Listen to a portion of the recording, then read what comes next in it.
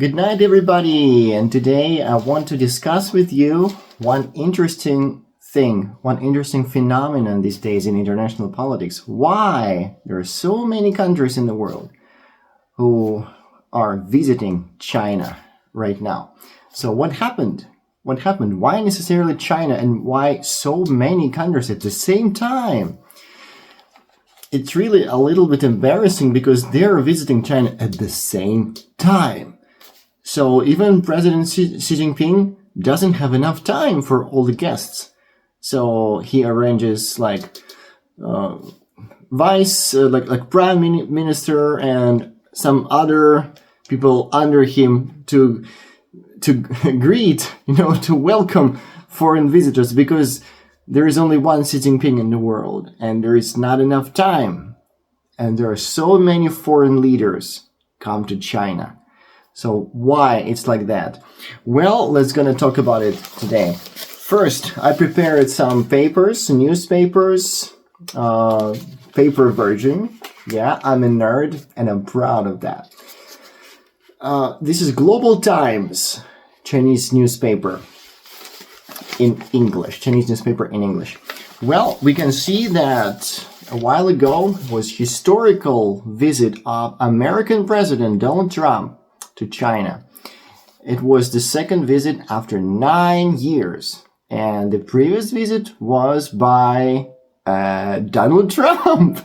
It was Donald Trump number 1 9 years ago, and now it's Donald Trump number 2 after 9 years. So it means Biden administration never visited China. It's an interesting fact, by the way. Well, a lot of talk about this visit. My personal opinion is that, these kind of negotiations between America and China started months ago.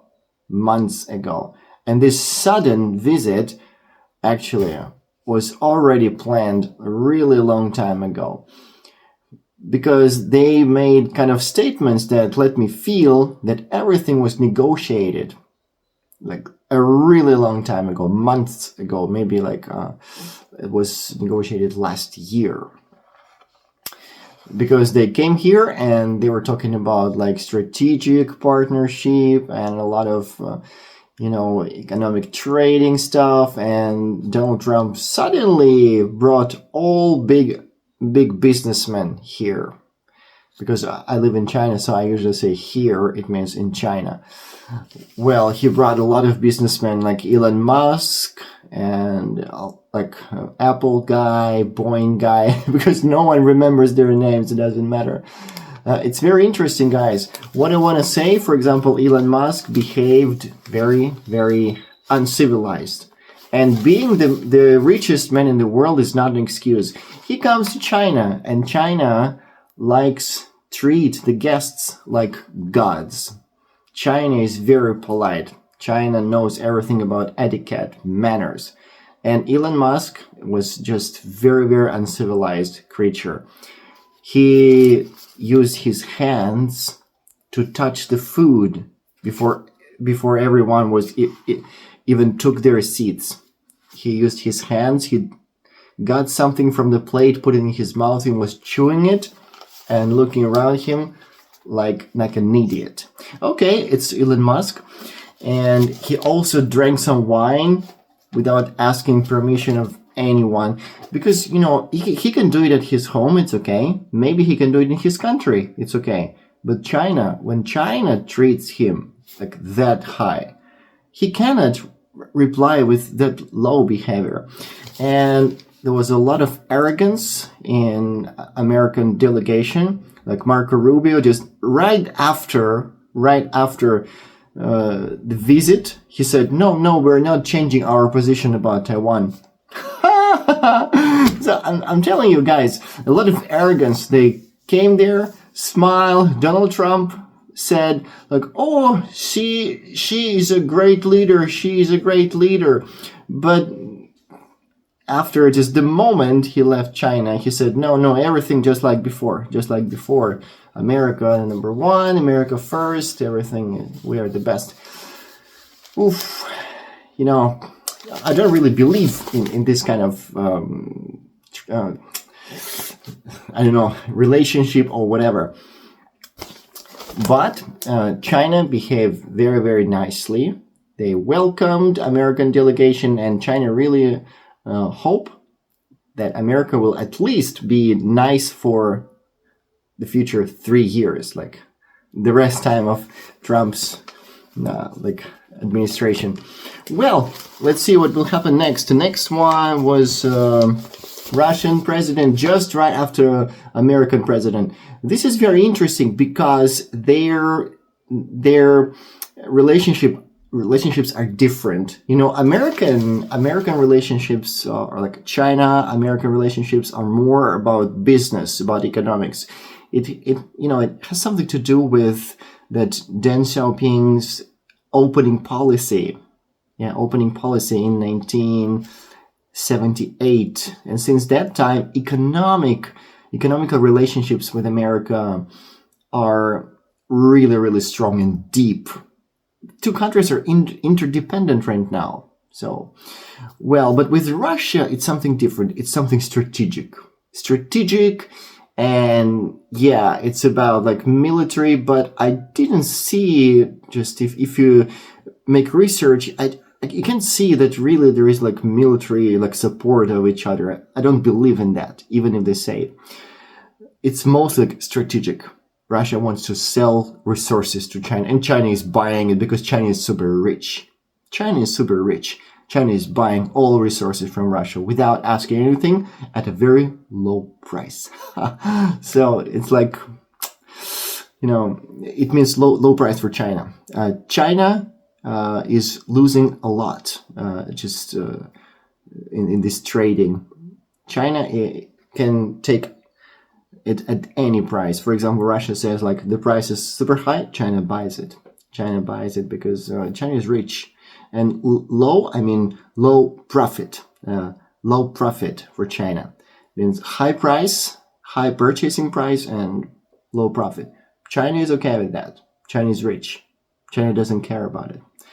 Well, this kind of relationship with Russia, yeah, of course they're talking about like education, whatever, but real relationship is not what you hear on TV or whatever.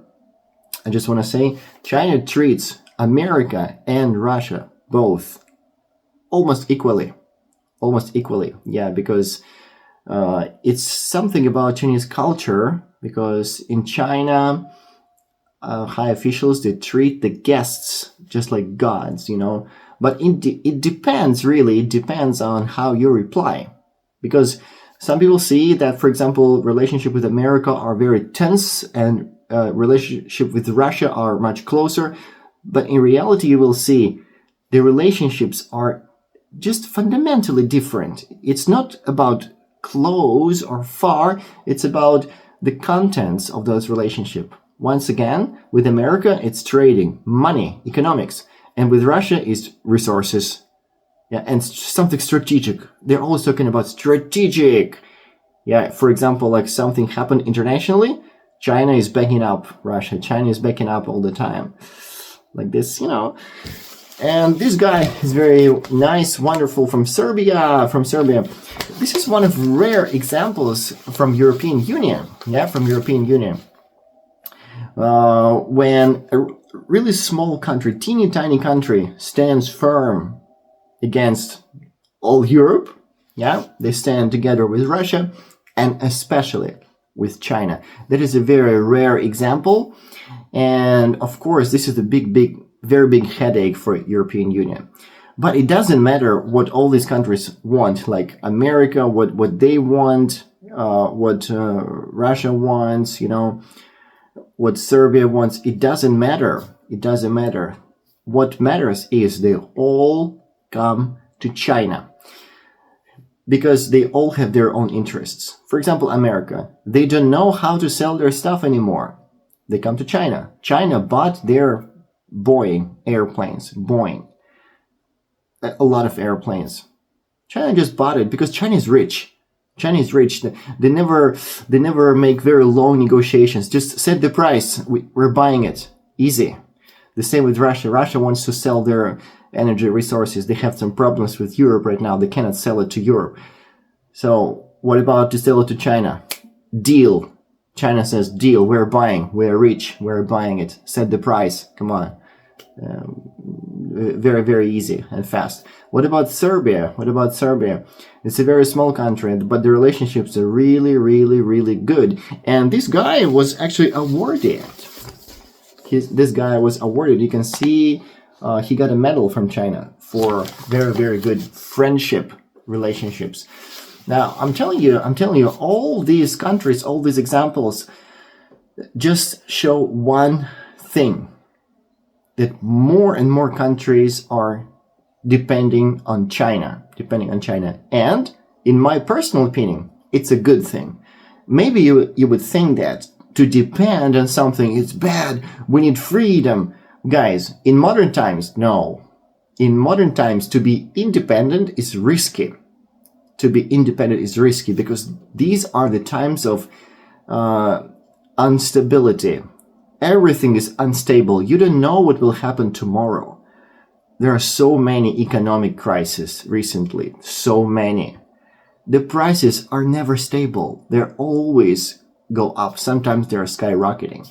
Now we see that the oil at the gas stations, just the gas is rising up high, very, very, very high. And there are wars starting literally every day. Military conflicts. The bombs, the missiles, the soldiers, the civilians die every day right now. Some people really don't know if they can live up to tomorrow.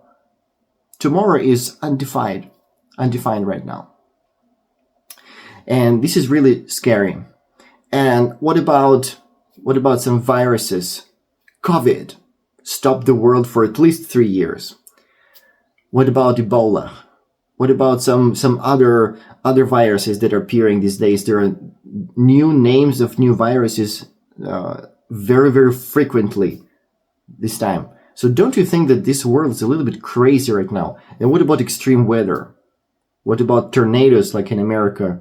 A lot of tornadoes that destroyed like the whole central part of America. And there are some tornadoes in China too. And what about earthquakes?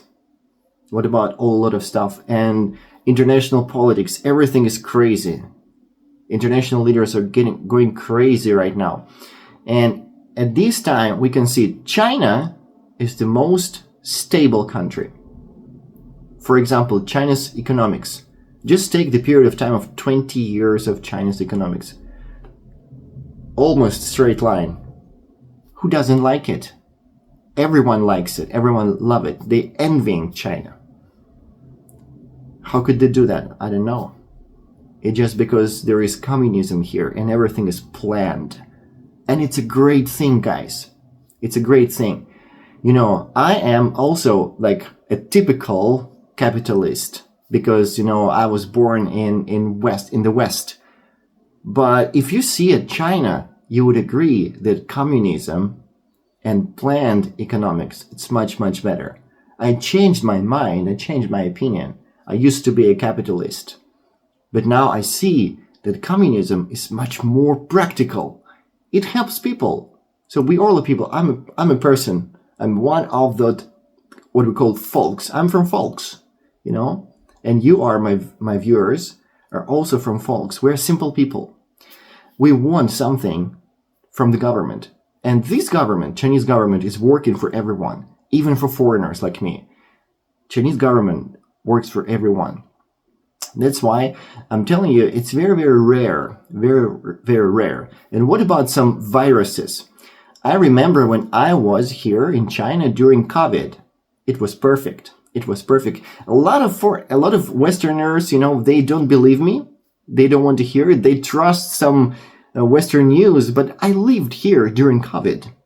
In big cities, in small cities, I experienced that period of isolation, so-called isolation. You should get isolated in your houses. Yeah. And you also should wear masks and whatever. The whole nation was cooperating perfectly. And in a very short period of time, the number of deaths dropped. And the total number of deaths was very, very low. I could see it because people were really, really very obedient. Everyone was cooperative, and the situation got under control very easily. It's a magical country. I'm telling you, magical country. I watched so many news, like from America, from Europe, like people go on demonstrations and spreading the bacteria, spreading the virus, doing a lot of stupid things. Yeah. While in China, everything was calm and we took it under control. Perfect. I'm proud of Chinese government and Chinese nation too. Well, speaking about some political tensions, look at China. China is trying to create peace. I don't like to make bad examples, but for example, Donald Trump, he said, "Oh, I'm the most peaceful president. I stopped 8-10 wars," and he can't even remember the names of the countries like where he stopped the wars. Maybe, he created some situations in his head.